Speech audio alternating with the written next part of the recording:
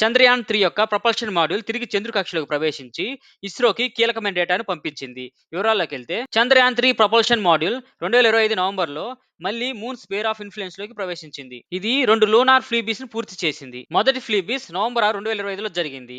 చంద్రుడి ఉపరితలానికి 3740 కిలోమీటర్ దూరంలోకి వచ్చింది. రెండో ఫ్లీబీస్ నవంబర్ 11, 2025లో జరిగింది.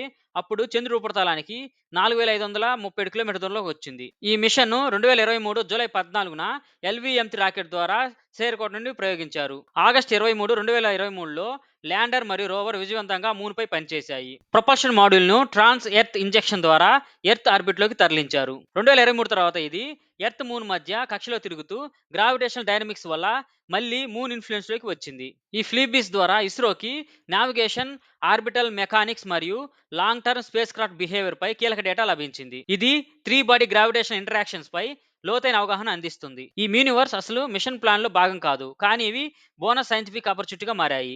ఇస్రోకి ఇప్పుడు డీప్ స్పేస్ మిషన్ డిజైన్ మరియు ఆర్బిటర్ రీయూజబిలిటీ పై విలువైన ఇన్సైట్స్ కావాలి.